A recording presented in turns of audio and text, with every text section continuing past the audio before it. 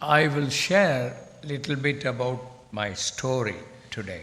ကျွန်တော်ရဲ့အကြောင်းလေးအနည်းငယ်ပြောပြခြင်းနဲ့ Genesis chapter 1 verse 26 and 27 says, ကပ္ပဦးကျမ်းခန်းကြီး1ငယ်26ကနေ29ကိုကြည့်မယ်ဆိုရင် 26. တဖန်ဘုရားသခင်ကငါတို့ပုံတရံနှင့်တညီတရံတဲ့လူကိုဖန်ဆင်းကြစို့သူသည်ပင်လယ်ငါးတို့ကို၎င်းမိုးကောင်းကင်ငှက်တို့ကို၎င်းတားရင်တို့ကို၎င်းမြေတစ်ပြင်လုံးနှင့်တကွမြေပေါ်မှာတွားတတ်သောတိရစ္ဆာန်ပေါင်းတို့ကို၎င်းအုပ်ဆိုးစေဟုအမိန့်တော်ရှိ၏29ထို့သောဘုရားသခင်သည်မိမိပုံတရံနှင့်အညီလူကိုဖန်ဆင်းတော်မူ၏ဘုရားသခင်၏ပုံတရံတော်နှင့်အညီလူယောက်ျားလူမိန်းမကိုဖန်ဆင်းပေးလျင်သူတို့ကိုကောင်းကြီးပေးတော်မူ၏God created all of us in His own image. ဘုရားသခင်ကကျွန်တော်တို့အယောက်စီတိုင်းကိုသူ့ရဲ့ပုံတရံနဲ့အညီဖန်ဆင်းထားတာဖြစ်တယ် He created us in His own likeness. သူ့ရဲ့ပုံတရံနဲ့တညီတရံလေးဖန်ဆင်းထားတယ် And He commanded us to rule the whole world. ပြီးတော့မှကမ္ဘာမြေပြင်တစ်ခုလုံးကို And အု He ပ်ဆိုး said, ဖို့ multiply it. ပြီးတော့မှတိုးပွားစေဖို့ရန်အတွက် And He blessed us. သူတို့ကိုကောင်းကြီးပေးတယ် What does He mean by that? အဲ့ဒီအချက်ကဘာကိုဆိုလိုတယ်လဲ The leadership is within us. ခေါင်းဆောင်မှုဆိုတာကျွန်တော်တို့ထဲမှာရှိတယ် When God created human beings, God created that leadership ability into our lives. ဘုရားသခင်ကလူကိုဖန်ဆင်းတဲ့အခါမှာခေါင်းဆောင်မှုစွမ်းရည်အပြည့်ထည့်ထားပြီးသားဖြစ်တယ် So you must believe it in today that God has created you with the principles of leadership within you. အဲကြောင့်မလို့ကျွန်တော်တို့အယောက်စီတိုင်းယုံကြည်ရမှာကကျွန်တော်တို့ထဲမှာခေါင်းဆောင်မှုနဲ့ဆိုင်တဲ့စွမ်းရည်တတ္တိတွေနိယာမတွေအားလုံးကိုဘုရားသခင်ကထည့်ထားပေးပြီးသားဖြစ်တယ် Happy to see all the Bible school students over here, and you are learning these days the Bible, but you must mean in yourself God has created you to lead many churches. ဒီနေ့ကျမ်းစာကျောင်းကကျောင်းသားတွေအများကြီးဒီမှာတွေ့ရတယ်ဒီနေ့ကျွန်တော်တို့ကျမ်းစာကိုလေ့လာနေတဲ့အခါမှာဆိုတော့ဘုရားသခင်ကအချင်းကြီးခေါ်ထားတာမဟုတ်ဘူးခေါင်းဆောင်ဖို့ရန်အတွက်ဘုရားသခင်ကရွေးချယ်ခွဲခန့်ထားတာဖြစ်တယ် First of all, you must have the call of God in your life. ပထမဦးဆုံးကတော့ကျွန်တော်ရဲ့ဘဝတက်တာထဲမှာဘုရားသခင်ရဲ့ခေါ်ခြင်းကိုခံရမှာလို့တယ် Sometimes people don't come to ministry without the call. ခါလေကျရင်ကျွန်တော်တို့ခေါ်ခြင်းကိုမခံရတဲ့လူတွေရှိတယ် If you come to ministry without call, you will become a professional.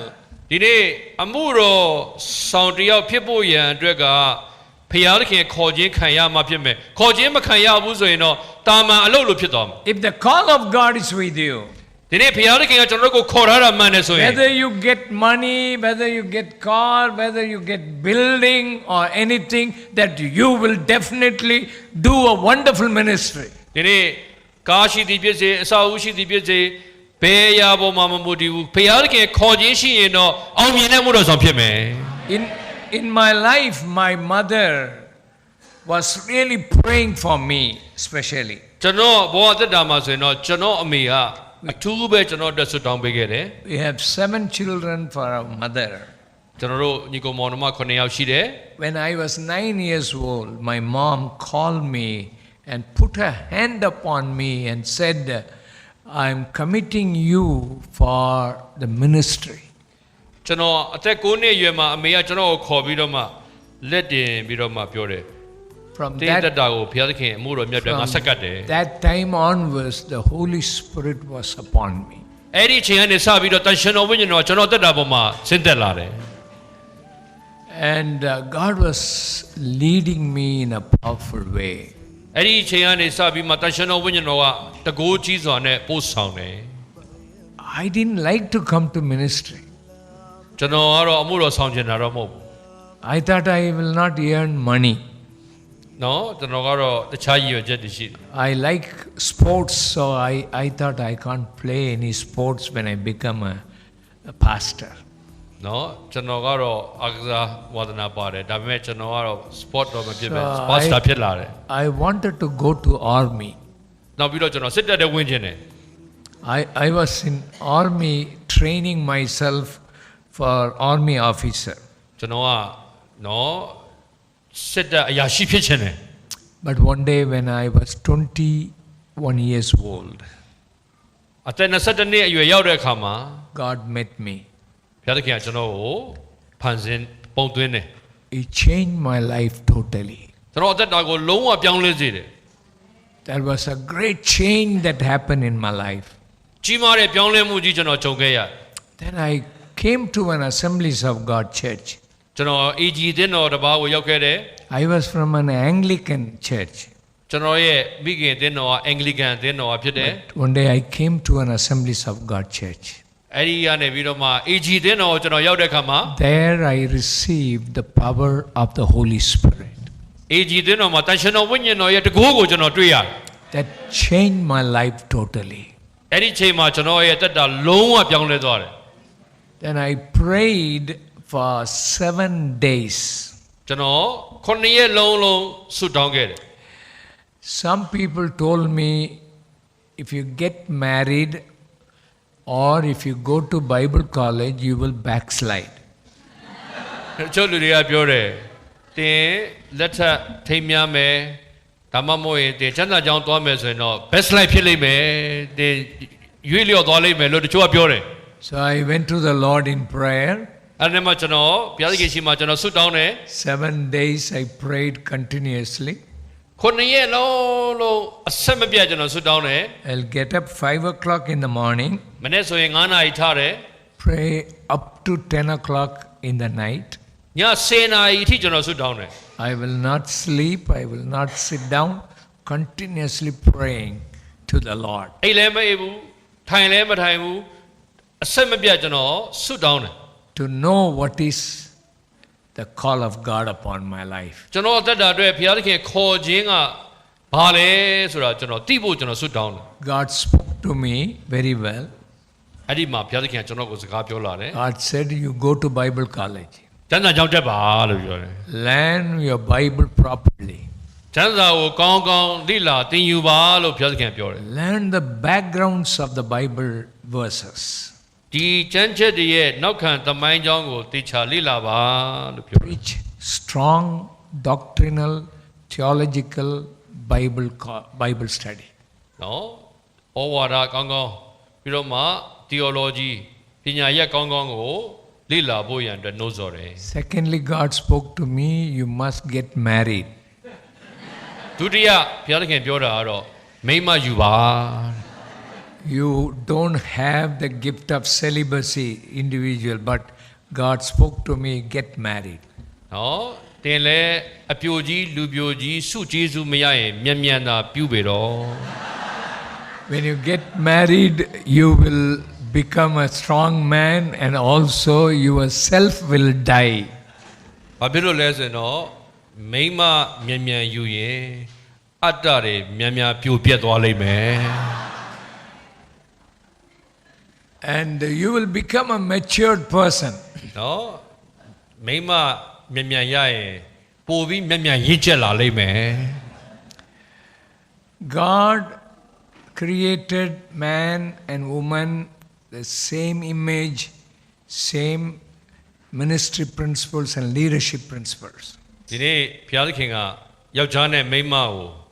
ဖန်ဆင်းပြီးတော့မှနှစ်ဦးစလုံးကိုသူ့ပုံသဏ္ဍာန်နဲ့အညီကောင်းချီးပေးထားတာဖြစ်တယ် I don't know about your culture. In Indian culture, they don't respect women. ကျွန်တော်မြန်မာယဉ်ကျေးမှုတော့မသိဘူးကျွန်တော်တို့အိန္ဒိယရဲ့ယဉ်ကျေးမှုကတော့အမျိုးသမီးတွေကိုနှိမ်တာပေါ့ They will not use women in the ministry. အမျိုးသမီးတွေအမှုတော်မြတ်မှာပါဝင်လို့မရအောင် But 75% of the people in the church are women. အသင်းတော်ရဲ့85%လောက်သောပုဂ္ဂိုလ်တွေအမျိုးသမီးတွေဖြစ်နေတာ If you don't use women in the ministry, 75% of your church will be dead there. အဲ့တော့အမျိုးသမီးတွေကိုအမှုတော်ဆောင်ခွင့်မပေးဘူးဆိုရင်အသင်းတော်ရဲ့85%အသေးဖြစ်ပါ I saw more, women students here, girls students were here. ဒီမှာတချင်းဆိုတဲ့ကျမ်းစာကျောင်းသားတွေကိုကြည့်တဲ့အခါမှာလဲကျောင်းသူတွေကပုံများတယ်နော် God will use you mightily if you really commit your life to Christ. ဒီနေ့အမျိုးသမီးတွေဘုရားသခင်ကိုတကယ်ဆက်ကပ်မှဆိုရင်ဘုရားသခင်အသုံးပြုမှာပါ There is a call of God upon your life. ရေးကြီးတာကဘုရားသခင်ရဲ့ခေါ်ခြင်းခံရဖို့ရန်အတွက်ရေး So ကြီးတယ် I went to an Assemblies of God Bible College, Southern Asia Bible College in Bangalore. ကျွန်တော်ဘန်ဂလိုမှာရှိတဲ့ AG เนาะ SABC ကျမ်းစာကျောင်းကိုကျွန်တော်တက်ခဲ့တယ် When I went there, they were teaching in English. ကျွန်တော်အဲ့ဒီကိုရောက်တဲ့ခါမှာတော့အားလုံးကအင်္ဂလိပ်လိုပဲသင်ပေးတာဖြစ်တယ် I was from a small village. ကျွန်တော်ကတော့เนาะကြေးရွာလေးကနေပြီးမှကြီးပြင်းလာတဲ့လူဖြစ်တယ် I did not know how to speak English. ကျွန်တော်ကအင်္ဂလိပ်လိုမတတ်ဘူးဗျအင်္ဂလိပ်လိုဘယ်လိုပြောရမှန်းမသိဘူး All the time I had fear in my life. ဒါကြောင့်မလို့ကျွန်တော်ကတော့တော်တော်လေးကိုအင်္ဂလိပ်စာနဲ့ရုန်းကန်ခဲ့ရတယ်စိုးရင်ခဲ့ရတယ် It's difficult to learn a language. နော်ဘာသာစကားတစ်ခုကိုလေ့လာရတာမလွယ်ဘူး But if God's anointing is with you, God will teach you any language. ဘုရားသခင်ရဲ့ပြီးသိမ့်မင်္ဂလာရှိရင်အင်္ဂလိပ်လည်းဘုရားသခင်ကသင်ပေးမှာပဲ You must be bold enough to learn God's, God-given gifts in your life. ကျွန်တော်တို့ရဲ့တက်တာထဲမှာအဲ့ဒီလိုသင်ယူခြင်းနဲ့တတိတော့ရှိဖို့လိုတယ် 2 years I studied in a Bible college, in that same Bible college. အဲ့ဒီကျမ်းစာကျောင်းမှာပဲကျွန်တော်2နှစ်လောက်ကြာတယ် Now I am the chairman of the same Bible college where I studied. အခုတော့အဲ့ဒီကျမ်းစာကျောင်းရဲ့ကျောင်းသားမို့တော့ကျွန်တော်အခုက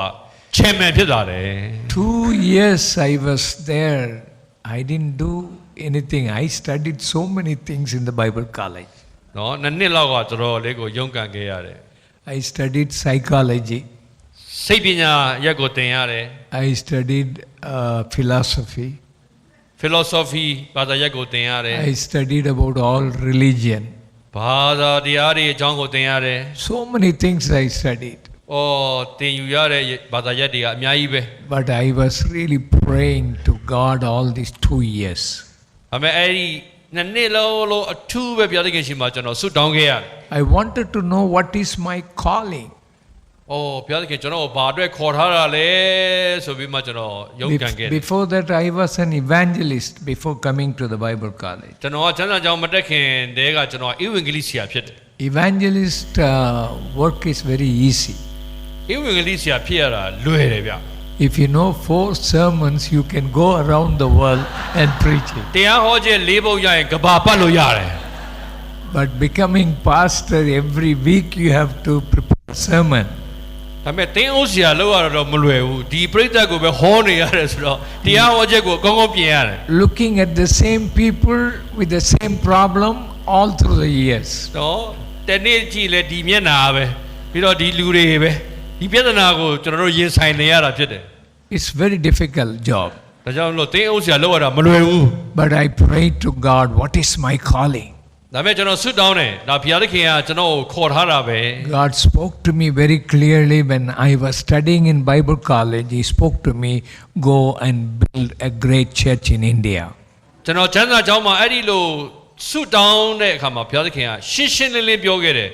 အဲ့ဒီအိန္ဒိယမှာကြီးမားတဲ့အသင်းတော်တည်ထောင်ရမယ် If you find your call in your life, ကျွန်တော်တို့ကိုဘုရားသခင်ခေါ်ထားတဲ့ခေါ်ခြင်းကိုကျွန်တော်တို့သိတယ်ဆိုရင် you must pray very sincerely. ရိုးရိုးလေးပဲကျွန်တော်တို့ဆွတောင်းနိုင်တယ် Commit your life to Christ. ကျွန်တော်ရဲ့တက်တာကိုခရစ်တော်ထံမှာဆက်ကပ်အနံ့နိုင်တယ် God will use you mightily. ဘုရားသခင်ကျွန်တော်ကိုကြီးမားစွာအသုံးပြုဖို့ရန်အတွက်ဆွတောင်းလို့ရတယ် Dear people of God, ဘုရားသခင်ရဲ့လူဖြစ်နိုင်တယ် you may be discouraged in your life. ကျွန်တော်ရဲ့တက်တာထဲမှာဘုရားသခင်အသုံးပြုတဲ့အရာကိုတွေ့ရတယ် Studying in Bible colleges, ကျမ်းစာကျောင်းကနေစတယ် doing ministry.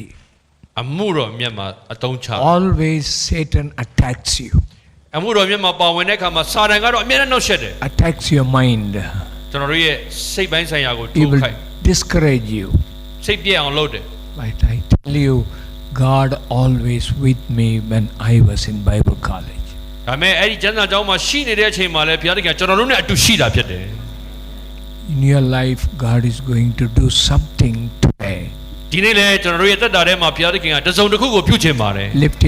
your hand. လက်မြောက်မြောက်ရအောင် Lift your hand. လက်မြောက်မြောက် The presence of God is here. ဘုရားသခင်မျက်မှောက်တော်ဒီနေရာမှာရှိပါတယ် The power of God is already present here. ဘုရားသခင်ကတကိုးတော်ဤနေရာမှာလှုပ်ရှားနေပါ The Spirit Spirit of God is really moving deep down in your spirit. ဒါရှင်တော်ဝိညာဉ်တော်တင်းရဲ့ဝိညာဉ်ထဲမှာလှုပ်ရှားနေပါတယ် Do not be discouraged in your life. ဒီနေ့တင်းရဲ့သက်တာထဲမှာလုံးဝစိတ်မပြတ်ပါနဲ့ God has got a call of God and a plan of God for you. ဘုရားသခင်ကတင်းကိုခေါ်ထားတာအကြံအစီနဲ့ခေါ်ထားတာဖြစ်တယ် He will lead you step by step. တင်းကိုတစ်ဆင့်ချင်းလမ်းပြမယ်ဘုရားသခင်ဖြစ်တယ် You will see the mighty hand of God in your life. ဘုရားသခင်ရဲ့ကြီးမားတဲ့လက်တော်ကိုတင်းပေါ်တဲ့မှာမြင်ရမှာဖြစ်တယ် Everyone say amen. အာမင်ဘုရား Amen. အာမင် As a leaders, always you must listen what God speaks to you. ခေါင်းဆောင်တွေအနေနဲ့ဘုရားသခင်ပြောတဲ့စကားသံကိုချားဖို့လိုတယ် Our God is a powerful God. ကျွန်တော်တို့ကိုယ်ကိုယ်တဲ့ဘုရားသခင်ကအံ့ဩဖွယ်ကောင်းတဲ့ဘုရားသခင်ဖြစ်တယ် He is a living God. အသက်ရှင်တော်ဘုရားဖြစ်တယ် He will speak to you. ဘုရားသခင်တင်းကိုစကားပြောလိမ့်မယ် Listen to Him. ဘုရားသခင်အတန်ကိုနားထောင်ပါ Many times we pray, we don't listen to God, what He speaks to us. အချိန်ပေါင်းများစွာကျွန်တော်တို့ကဆုတော်တောင်းပေမဲ့ဘုရားသခင်အတန်ကိုနားမထောင်တဲ့အချိန်တွေရှိတယ် It's a two-way communication. တကယ်တော့ဆုတောင်းခြင်းဆိုတာအပြန်အလှန်ဘုရားသခင်နဲ့စကားပြောခြင်းဖြစ်တယ် If you are talking in the phone, တယ်လီဖုန်းပြောသလိုပဲ you call a person, လူတယောက်ကိုကျွန်တော်တို့ဖုန်းခေါ်တဲ့အခါမှာ you always listen the other side, the person picked up the phone or not. ကျွန်တော်တို့ဖုန်းခေါ်လိုက်တဲ့နဲ့သူဖုန်းကင်လားမကင်လားဆိုတော့ကျွန်တော်နားထောင်နေမဟုတ်ဘူးလား When he speaks back, then you speak back to him continuously. Communication is there. သူကပြန်ထူးတဲ့ခါကျတော့ကျွန်တော်တို့ကလည်းဆက်ပြောတယ်အပြန်အလှန်ပြောကြတယ်မဟုတ်ဘူးလား But in the prayer, always we speak to God, we never listen to God. ဒါပေမဲ့ဆုတောင်းတဲ့ခါကျတော့ကျွန်တော်တို့အကြီးပဲပြောနေတယ်ဘုရားသခင်ပြောတာဆိုကျွန်တော်တို့ကနားမထောင်ဘူး As I was praying, Lord, where I should go after the Bible college. အဲ့တော့ကျွန်တော်ဆုတောင်းတယ်ကျမ်းစာကျောင်းပြီးရင်ကျွန်တော်ဘယ်သွားရမလဲ God sent me, spoke to me to go to a difficult place. ဘုရားသခင်ကျွန်တော်အဖြေပေးတယ်ခက်ခဲတဲ့နေရာကိုသွားပါ Difficult place. ခက်ခဲတဲ့နေရာ In that place, people don't know my language. ကျွန်တော်သွားတဲ့နေရာကျွန်တော်စကားကိုနားမလည်တဲ့လူတွေရှိတဲ့နေရာ Those people always really fight with you. နော်ကျွန်တော်တို့ခက်ခဲတဲ့နေရာ And there was very few people, so not much offering comes there. လူကလည်းနည်းနည်းပဲရှိတယ်အလူငွေလည်းတိတ်မရတဲ့နေရာ So God, I said, I will not go there. အဲ့ဒါနဲ့ကျွန်တော်ဘုရားသခင်ပြောတယ်ကိုတော့အဲ့နေရာတော့ကျွန်တော်မသွားရင်ကောင်းမယ်နဲ့တူတယ် God said, you go there. ဘုရားသခင်ပြောတယ်မင်းသွားပါ I will give you lot of good experiences. အဲ့တွေ့ကြုံရဖို့ So I went there. အဲ့နဲ့မှကျွန်တော်သွားတယ် One day all the church people came against me.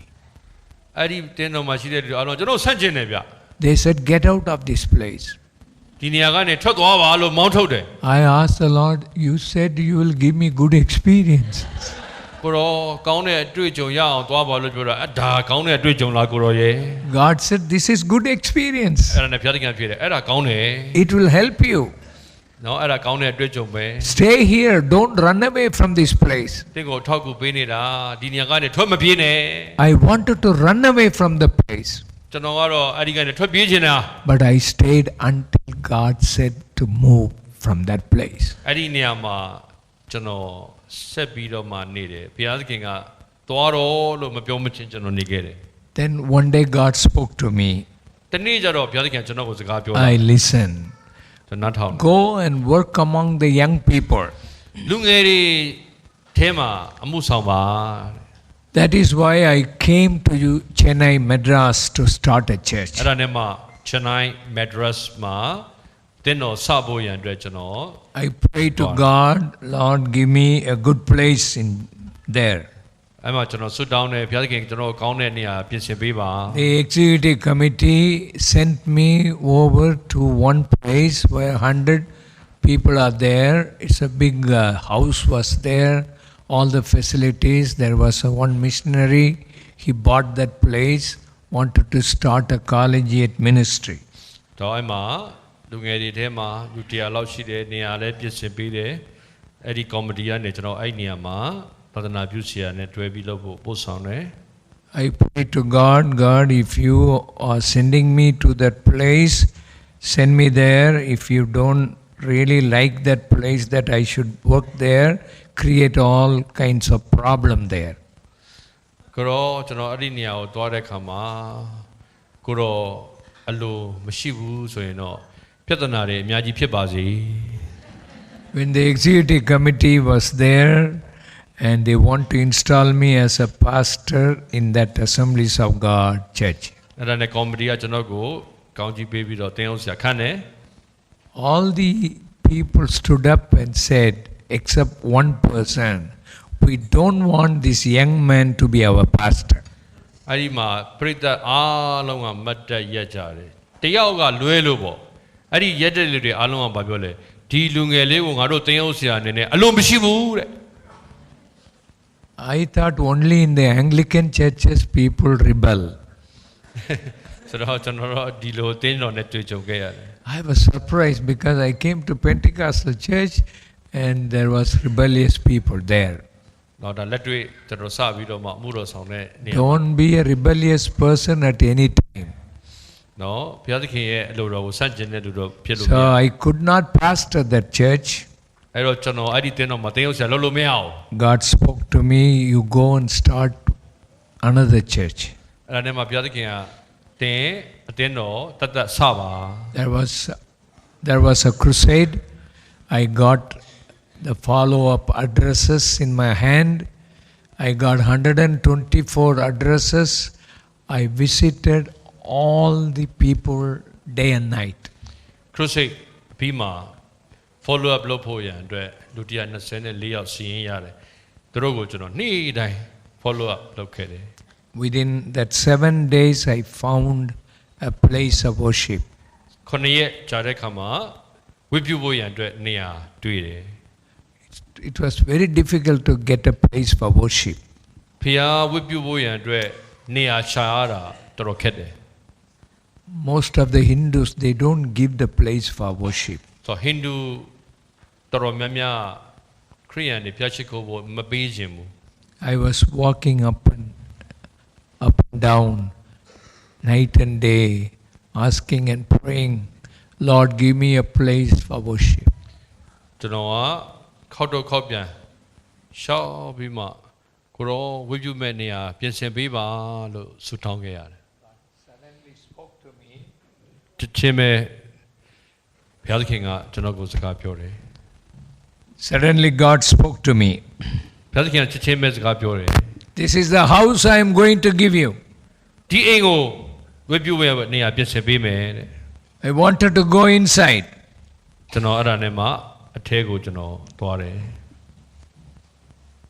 But there was no gate, it was crashed, there was a thorny bushes. အဲ့ဒီမှာတော့နော်ဂိတ်လည်းမရှိဘူးပြီးတော့မှစူးကြုံနေနဲ့တွေ့ God ရ spoke to me, jump over the wall and go. ဘုရားသခင်ကအဲ့ဒီတိုင်းကိုခုံကျော်ပြီးတော့မှအထဲဝင်တဲ့ Then I touched the house and prayed.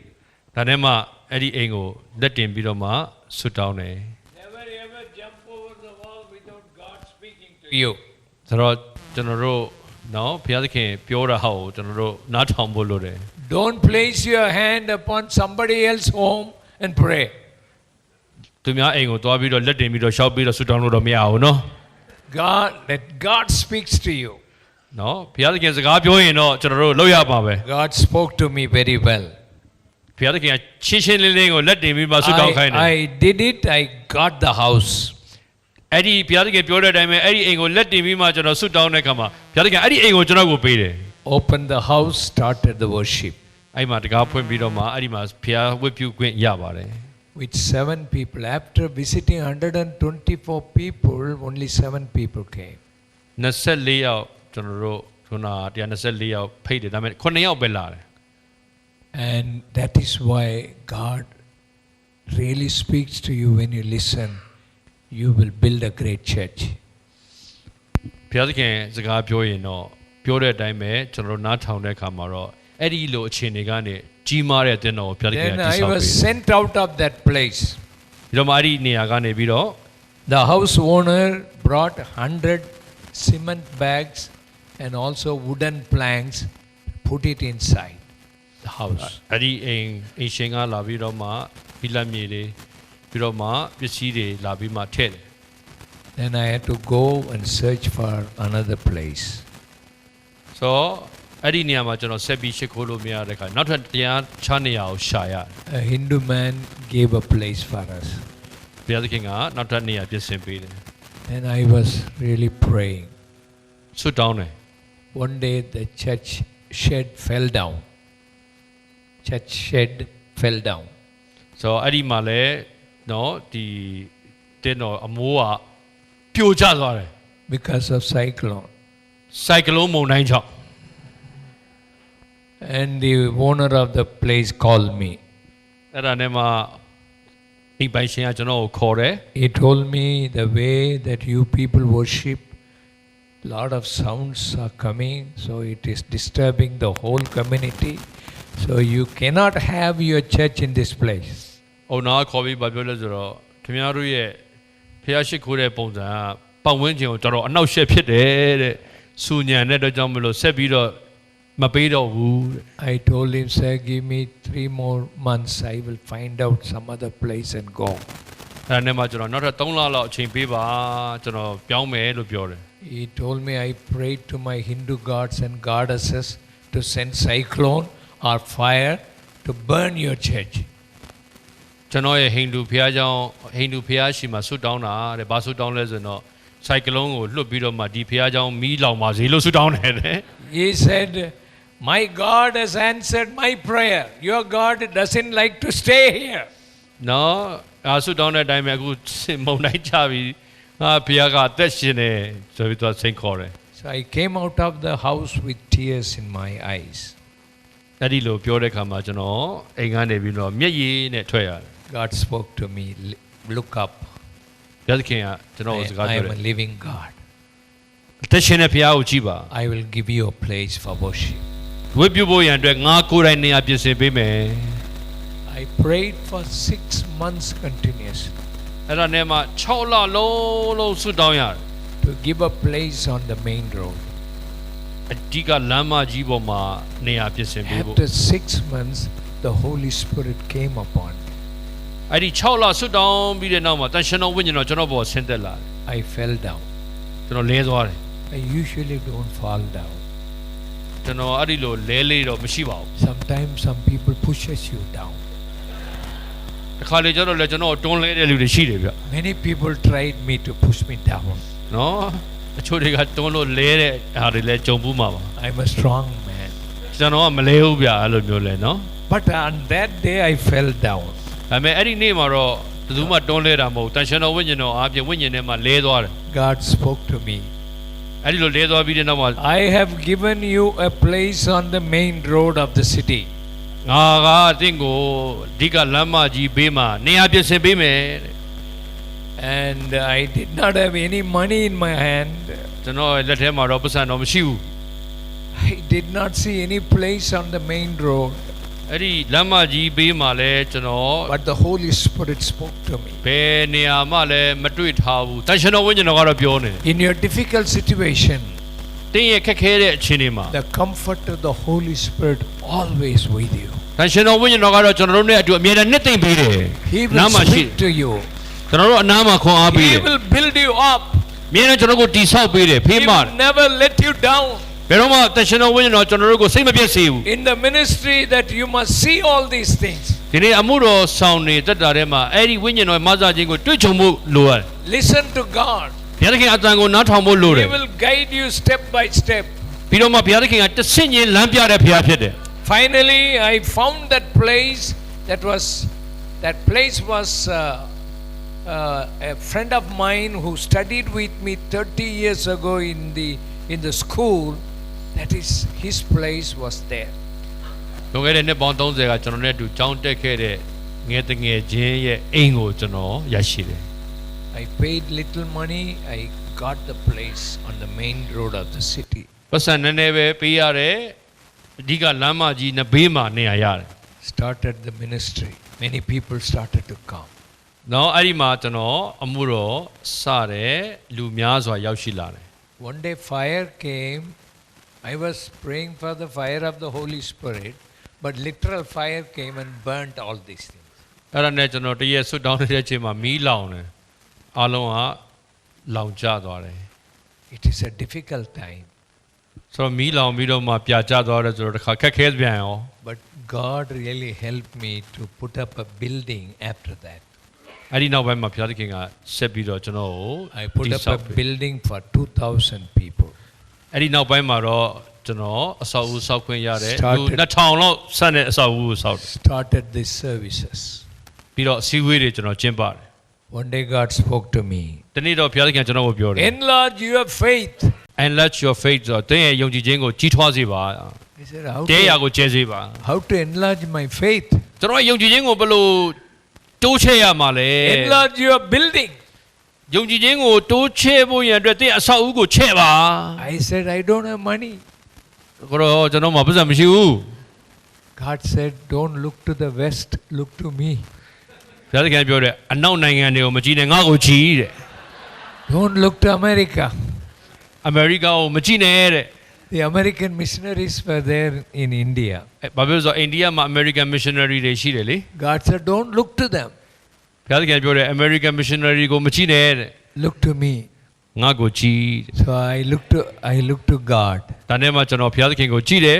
God gave me money to build the church. ဘုရားသခင်ကအသင်းတော်တိဆောက်ဖို့ငွေကိုပြင်ဆင်ပေးတယ် It's a 4-story building, 1 acre land. နော်တဧကလောက်ကျယ်တဲ့နေရာမှာ၄ထပ်အဆောက်အဦကိုဆောက်ရတယ် 5,000 people can sit at the same time. နော်တစ်ချိန်တည်းမှာလူ9000ဆန့်တယ် God has blessed me. ဘုရားသခင်ကျွန်တော်ကို We အ had သုံးပြုတယ်ကောင်းချီးပေးတယ် 7 services. It ခု was နှစ်ချိန်ရှိခိုးရတယ် multiplying. နော်တနေ့တည်းမှာခုနှစ်ချိန်ရှိခိုးတယ် One day I prayed. ဒီနေ့ကျွန်တော်ဆွတ်တောင်းတဲ့အချိန်မှာ As I was praying, ကျွန်တော်ဆွတ်တောင်းနေတဲ့အချိန်မှာ God said, look beyond the city, buy lands. ဒီနေ့မြို့ကိုကြော်ပြီးတော့ကြီးပါမြေကွက်ဝယ်ပါ I looked in the south side of the city. ဒါနဲ့မှကျွန်တော်ရဲ့မြို့ရဲ့တောင်ပိုင်းကိုကျွန်တော်ကြည့်တယ် I found 30 acres of land. 30 Yeah. ကျွန်တော်အဲ့မှာမြေကွက်တွေ့တယ်ဧက30 I bought those places from 262 people, little by little. နော်262လူ262ယောက်ကနေအဲ့ဒီဧက30ကျယ်တဲ့နေရာကိုကျွန်တော်ဝယ်လိုက်တယ် It was difficult time to go to all those people buying that land. ဒီလူနဲ့အဲ့ဒီလိုမြေကွက်ကိုဝယ်ဖို့ဆိုတာခက်ခဲပါတယ် I have gone through a lot of difficulties. ခက်ခဲမှုတွေအများကြီးကိုကြော်ဖြတ်ရတယ် Ministry is not an easy joke. အမှုတော်ဆောင်ခြင်းကလွယ်တဲ့အလုပ်တော့မဟုတ်ဘူး We go through difficulties. ခက်ခဲမှုတွေကိုကျွန်တော်တို့ရင်ဆိုင်ရတယ် It is not the prosperity gospel. ကျမ်းမှာချမ်းသာဧဝံဂေလိတရားတော်မဟုတ်ဘူး Prosperity gospel says, name it and claim it. နော်အဲ့ဒီလိုအဖွဲ့တွေကတော့ကြီးညာရင်ဝန်ခံရင်ရတယ်လို့ပြောကြတာပေါ့ It doesn't work like that. ဒါပေမဲ့အဲ့လောက်မလွယ်ဘူးဗျအဲ့လိုတွေ့ကြတော့ And also don't go to hyper grace. နောက်ပြီးတော့မှ hyper grace နော်တဆွန်း grace The တစ်ဖက် grace,ဆွန်းမဖြစ်ပါနဲ့ the grace is always there for you, မှန်တယ်ယေရှုတော်ကကျွန်တော်တို့အတွက်လုံလောက်ပါတယ် not to overcome sin, but they say you commit sin, the grace will cover you. ဆိုတော့ယေရှုတော်အားဖြင့်အပြစ်ကိုအောင်မြင်တာမဟုတ်ဘဲနဲ့အပြစ်လုပ်ပြီးယေရှုတော်နဲ့ဖုံးကျင်ကြတာ You are not under law, but you are under the grace so that sin shall not overcome you. တင်ဟာပြညတ်တော်အောက်မှာမရှိဘူးယေရှုတော်အောက်မှာရှိတဲ့အတွက်ကြောင့်မလို့ကျွန်တော်တို့ဒီအပြစ်ရဲ့လွှမ်းမိုးမှုအောက်ကလွတ်မြောက်တဲ့လူတွေဖြစ်တယ် If you have the real grace of God in your life, ဒါကတကယ်စစ်မှန်တဲ့ယေရှုတော်ဖြစ်တယ် when you see a beautiful girl on the street, နော်ကျွန်တော်တို့လှပတဲ့မိန်းကလေးတယောက်ကိုတွေ့တယ်ဆိုရင် you don't have to close your eyes. ကျွန်တော်တို့မျက်စိတစ်ဖက်မိတ်ပြဖို့မလုပ်နဲ့နော် The grace of God is there. နော်ဘုရားသခင်ယေရှုတော်ကြောင့်မျက်စိပိတ်ထားဖို့ပေါ့ You will overcome sin. နော်တချို့ကတော့တစ်ဖက်ဆွန်းရောက်သွားတယ် Bad. ယေရှုတော်ကလိုင်စင်အပြစ်လုပ်ဖို့လိုင်စင်ဖြစ်သွားတယ် All nasty things are in your phone. All bad pictures, naked pictures are inside your pockets. နော်တချို့တွေကြတော့ကျွန်တော်တို့တယ်လီဖုန်းထဲမှာညဉ့်ညမ်းတဲ့ဓာတ်ပုံတွေအပြည့်ပဲကိုယ့်ရဲ့အိတ်ကတ်ထဲမှာညဉ့်ညမ်းတဲ့အရာတွေရောက်နေတယ် If you have the grace of God, ပြီးတော့ကျေးဇူးတော်လို့ပြောတာ you will not see that bad pictures. ဒါပေမဲ့တကယ်ကျေးဇူးတော်အမှန်ရတယ်ဆိုရင်တော့အဲ့ဒီမကောင်းတဲ့ဟာတွေကိုကြည့်ဖို့မဟုတ်ဘူး You will easily overcome those things. ဒါတွေကိုအောင်မြင်ရတဲ့အခွင့်ကိုရတယ် But many young people are fallen into the sin. They are confessing sin, but they are not able to overcome it. လူတော်များများကအပြစ်ကိုဝန်ခံကြတယ်ဒါပေမဲ့အပြစ်ကိုမအောင်နိုင်တဲ့လူငယ်တွေအများကြီးပဲ But today, နော်ဒီနေ့ the grace of God will help you. တကယ်ဖခင်သခင်ရဲ့ကျေးဇူးတော်ကတော့အောင်မြင်ခြင်းခွင့်ကိုပေးတယ် The power of the Holy Spirit will help you. တရှင်တော်ဝိညာဉ်တော်တကူကတော့ကျွန်တော်တို့ကိုအောင်မြင်ဖို့ခွန်အားပေးတယ် Come out of all kinds of sin in your life. အပြစ်ဒုစရိုက်အမျိုးစုံကိုကြော်လွှားရတဲ့အခွင့်ကိုတရှင်တော်ဝိညာဉ်တော်ကပေးတယ် You know, all the men in the world are ဒီနေ့ကမ္ဘာပေါ်မှာရှိတဲ့ယောက်ျားတွေအားလုံး all the men in the world are filled with sexual desire. ယောက်ျားမှန်ရင်တော့ဒီကိလေသာစိတ်ကတော့ရှိကြတာပဲ Be careful with every man in the world. ဒါကြောင့်တတိပြုပါ They will say, I love you, I love you. ဒါဝိကတော့ I love you They will send SMS, say, I love you, I'll give my life for you. နော်ချစ်တယ်ဆိုတဲ့အခါမှာတော့အသက်တာကိုအနန္တဖြစ်တယ် They will take your life out of you. အဲ့ဒီလိုဆောင်ရွက်မယ်ဆိုရင်တော့ဘဝရှုံးသွားနိုင်တယ် Be careful in your life. နော်ဆိုတော့အချစ်ကိုမဆန်းနဲ့ပြသွားမယ် Listen to God always. ဘုရားသခင်စကားကိုနားထောင်ပါ Listen to God. Escape from all kinds of these နော် people. ဘုရားသခင်အတန်ကိုနားထောင်ပြီးတော့မှထိုအပြစ်တွေကနေလွတ်မြောက်ပါစေ Dear people of God. ဘုရားသခင်ရဲ့လူတွေ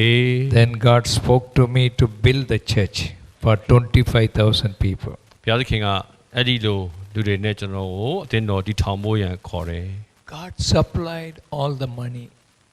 လိုအပ်တဲ့ငွေကြေးတွေအားလုံးဘုရားပြင်ဆင်ပေးတယ် God has helped me. It's all the blessing of God. ဘုရားခင်ကလိုအပ်တဲ့ကောင်းကြီးမင်္ဂလာတွေအားလုံးနဲ့ ready ပြင် now? ဆင်ပေးတယ် Ready? You put it that. You see the building now. ကျွန်တော်တို့ရဲ့ဘုရားကျောင်းကိုပြချင်ပါတယ်3မိနစ်လောက် How God really helped us to build that ဘု building. ရားသခင်ကကျွန်တော်တို့ကိုဘယ်လိုဆောင်ရွက်ပေးသလဲဆိုတာလေးကိုကျွန်တော်တို့ကြည့်အောင်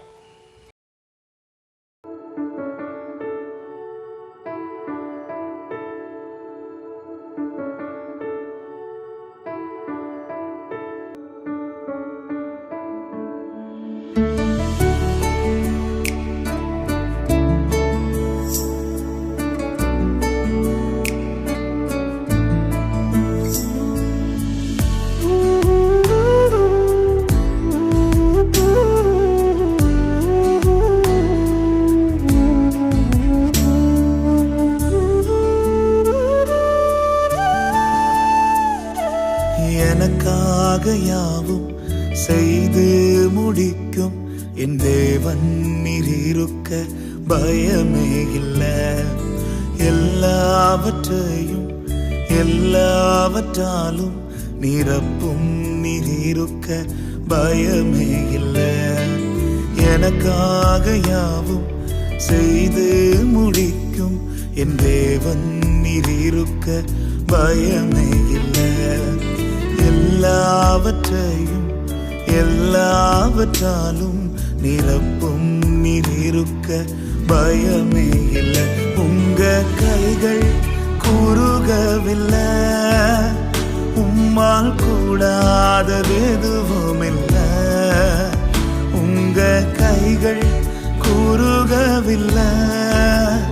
உம்மால் கூடாதது எதுவும் இல்லை உம்மால் கூடாதது எதுவும் இல்லை